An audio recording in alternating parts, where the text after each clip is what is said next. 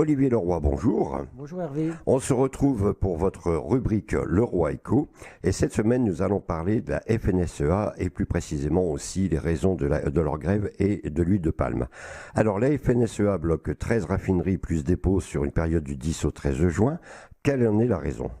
Le gouvernement a récemment autorisé l'entreprise Total à importer plus de 300 000 tonnes d'huile de palme et c'est la raison principale des blocages des raffineries. Alors justement, pouvez-vous nous parler de l'huile de palme?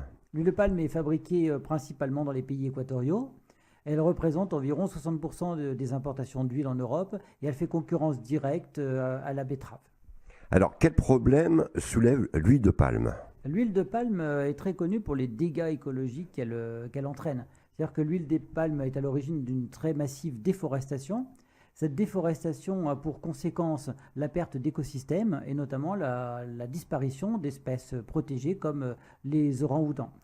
L'huile de palme est également cultivée avec énormément de pesticides, donc ça n'est pas du tout un produit biologique, au contraire il est très dangereux.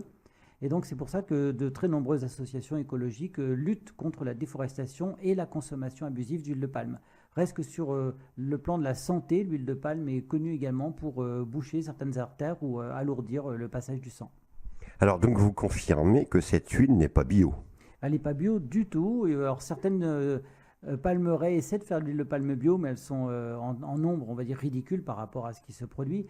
Et encore aujourd'hui, on déforeste pour implanter de l'huile de palme un peu partout, notamment en Malaisie, qui est un des principaux producteurs d'huile de palme. Et c'est un pays où il y a des espèces que l'on trouve nulle part ailleurs. Et c'est pour ça que c'est un vrai désastre écologique.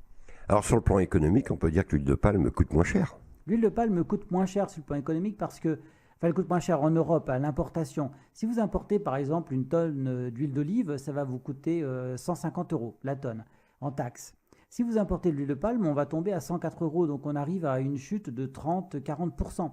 Donc c'est quand même un coût largement inférieur.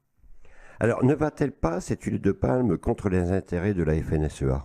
Alors la FNSEA était à l'origine le producteur monopolistique historique d'huile biologique et de carburant biologique en France.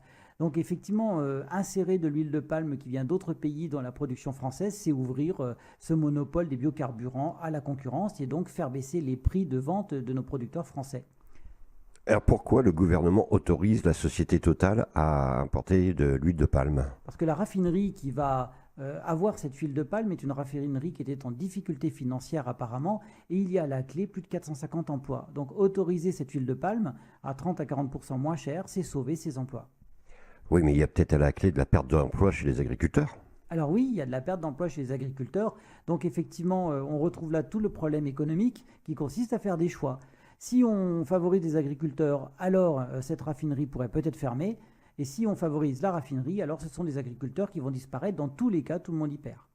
Alors avec cette grève, je rappelle, du 10 au 13 juin, mais peut-être renouvelée, est-ce que l'on peut craindre sur une pénurie de carburant?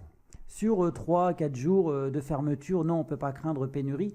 En revanche, si les raffineries sont bloquées plus longtemps, c'est-à-dire si la FNSEA décide de prolonger le mouvement, oui, là on pourra craindre des mouvements. Pour l'instant, il n'y a vraiment pas péril en la demeure. Merci Olivier Leroy. Merci Hervé. Voilà ce que l'on pouvait dire sur le blocage des raffineries par les agriculteurs. Merci à vous, à la semaine prochaine.